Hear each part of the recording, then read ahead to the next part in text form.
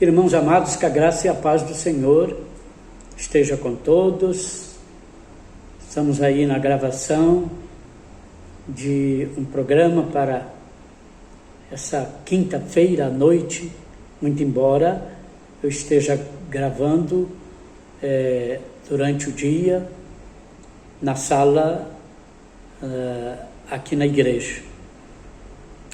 E quero compartilhar com os irmãos durante alguns minutos sobre a importância de olharmos para Deus com o olhar de quem se sente seguro nas mãos dele e avaliarmos o quanto é importante para a nossa vida como crentes, como filhos dele, honrá-lo naquilo que é colocado como poder dele, soberania dele para conosco.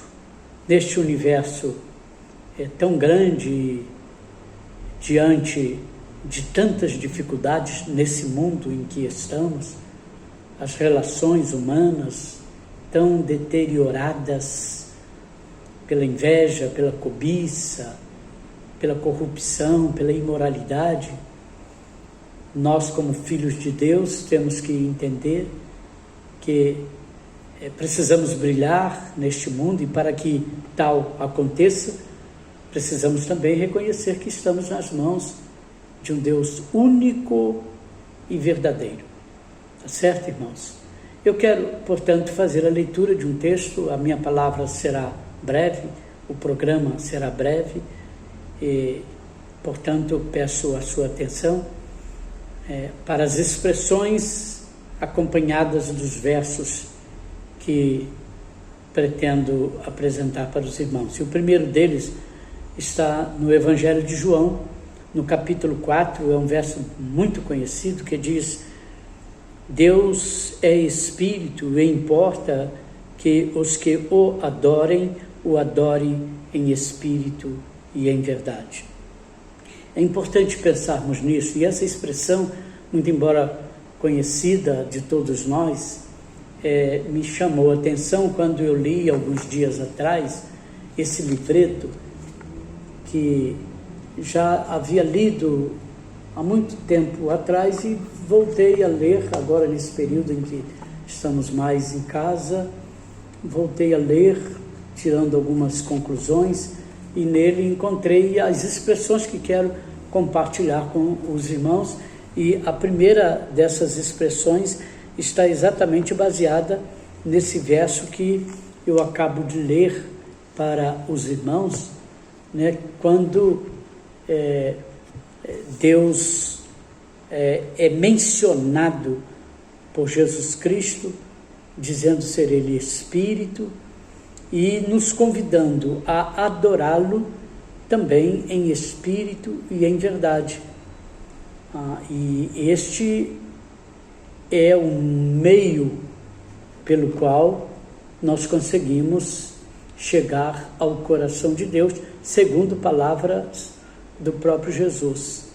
Então, irmãos, como crentes que somos, precisamos viver isso, né?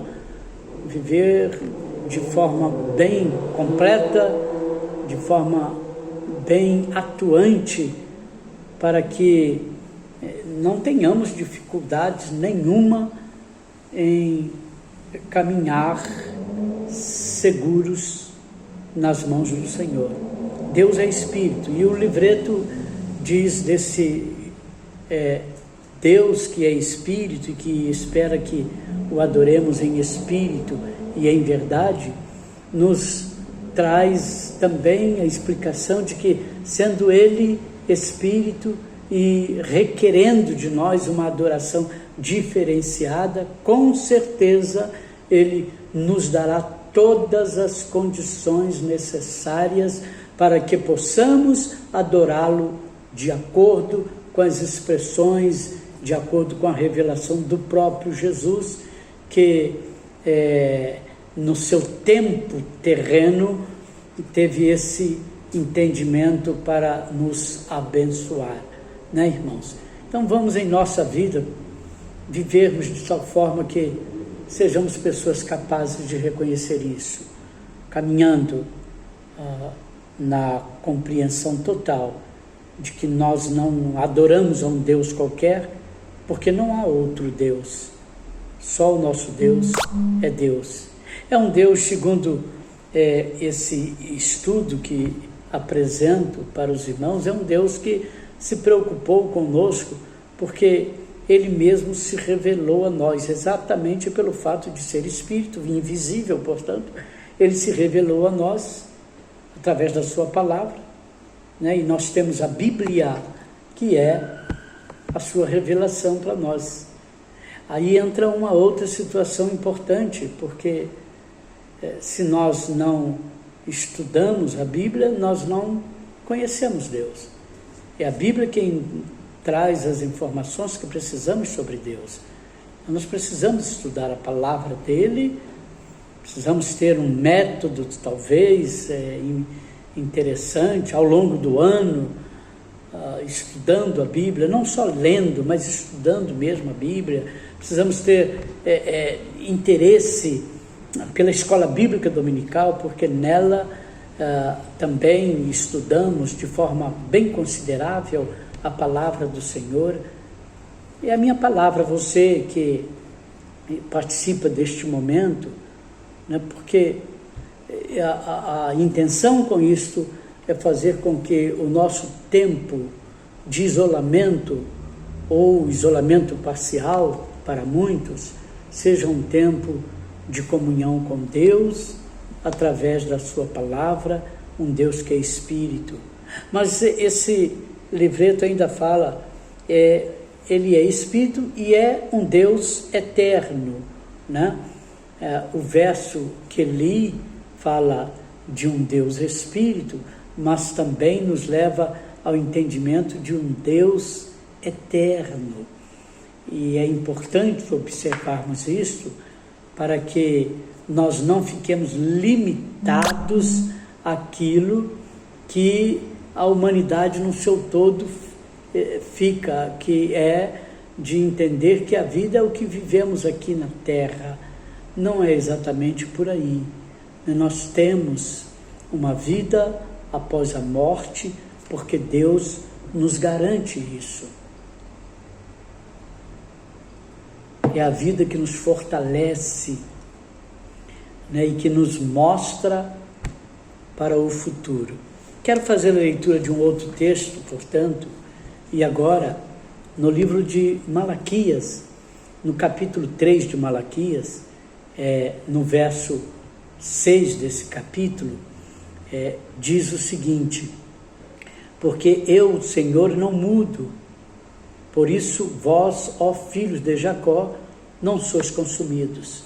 Olha que mensagem bonita, antes mesmo da vinda de Jesus, essa expressão que Malaquias consegue detectar no seu relacionamento com Deus, e no entendimento que ele tinha, com certeza, da inspiração dada por Deus, ele escreve então para um povo que em muitos momentos da sua vida viveu se rebelando contra Deus e se omitindo nos seus compromissos, né? Malaquias é um livro que vai trazer mais adiante um verso tão comentados por todos nós, que é o verso de número 10, né? Trazei todo dízimo à casa do Senhor. Então, um povo que de alguma forma não cumpria com sua responsabilidade. Malaquias escreve a este povo e ele traz essa colocação de repreensão ao povo, dizendo: porque eu, o Senhor, não mudo, por isso vós, ó filhos de Jacó, não sois consumidos. Ou seja, Deus de alguma forma tinha em seu coração uma indignação com as atitudes daquele povo, mas mesmo assim Deus demonstra o seu amor, e Deus também demonstra que a sua palavra não muda. Ele é Deus e aquilo que ele estabeleceu é o que há de se cumprir, e isso é importante para nós. Isso é segurança para nós, né? De que ele, ainda que venhamos a errar, e nós erramos pecamos, são falhas constantes aí na nossa vida, né? No nosso relacionamento de uns para com os outros, mas Deus sempre se mantém amoroso. O verso diz que é pelo amor dele que ele mantém a sua palavra de nos abençoar sempre. Quero ler também um outro texto que agora está na primeira carta de Timóteo, e eu lerei nessa carta de Timóteo, capítulo 1, o verso 17, é um verso razoavelmente conhecido também, diz: ora, ao Rei dos séculos, imortal, invisível, ao único Deus, seja honra e glória para todos sempre. Primeiro, o único Deus, eu já mencionei isso anteriormente. Segundo, um Deus invisível, um Deus imortal e Deus único e para sempre. Então, essa expressão colocada aqui é também uma expressão para se juntar à ideia de que estamos seguros em um Deus verdadeiro. Ele é imortal, portanto, sendo um Deus imortal, é um Deus que é eterno e ainda é um Deus invisível. Nós não vemos, mas nós o sentimos em nossa vida. O crente que não consegue sentir na sua vida espiritual Deus, esse crente está com problemas na sua vida. Ele precisa repensar a sua vida. E eu convido você a repensar isso, repensar na sua vida, caso você seja alguém que esteja se sentindo assim. E por fim, irmãos, eu quero ler com os irmãos um outro verso tão conhecido nosso, que está no capítulo 2, no verso de número 5, porque há um só Deus e um só mediador entre Deus e os homens, Jesus Cristo, homem. Então, aquele Jesus que lá em João se apresenta dizendo que Deus é Espírito, né, se referindo ao Pai, ele agora é citado aqui por Paulo, quando escreve a Timóteo, dizendo de ser ele mesmo, Jesus, o único Deus, o único mediador entre Deus e os homens, entre o Pai e os homens, para dizer que 3 considerações precisam estar marcadas para nós, através dessa palavra que trago para os irmãos. Primeiro, que Deus é eterno, é imortal, Deus é invisível e o Espírito dele está em nós. É uma pessoa, mas está em nós e nós temos que senti-lo, e que Jesus Cristo é de fato o nosso Senhor e Salvador. Se nós nos alinharmos a isso, nós teremos uma vida espiritual diferenciada e, mesmo diante das circunstâncias da vida, seremos mais que vencedores. Que Deus nos abençoe. Pai querido, obrigado por este momento, obrigado pelo que estamos recebendo do Senhor nesta hora. Fale ao nosso coração, nos ajude, Deus. Queremos seguir de acordo com aquilo que o Senhor mesmo indicar para que sigamos, ó Pai. Perdoa as nossas faltas e pecados, eu oro em nome de Jesus. Amém. Irmãos, eu quero compartilhar ainda sobre algumas decisões que estamos tomando para esse fim de ano, mês de dezembro. Então, primeiro, com respeito, e eu vou falar em outros momentos também, com respeito à diretoria da igreja, em reunião, chegamos à conclusão, alguns dias atrás, de que nós vamos prorrogar essa diretoria atual até o mês de fevereiro ou o mês de maio, segundo o que decidimos ontem, provavelmente até o mês de maio, quando então estaremos elegendo uma nova diretoria ou reelegendo a diretoria. Então estamos comunicando aos irmãos, e se alguém tem alguma colocação a fazer com respeito a isso, poderá me procurar para que tomemos as decisões e acatemos aquilo que o irmão ou a irmã colocar nessa decisão que tomamos. Também com respeito ao dia 25 de dezembro e o dia 31, decidimos que essas duas datas teremos atividades virtuais.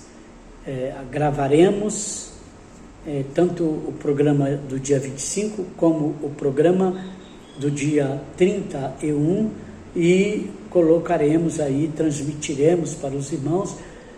Com isso estou dizendo que nós não teremos nesses 2 dias atividades presencial aqui na igreja, tá ok? Então os irmãos estejam atentos a essas informações.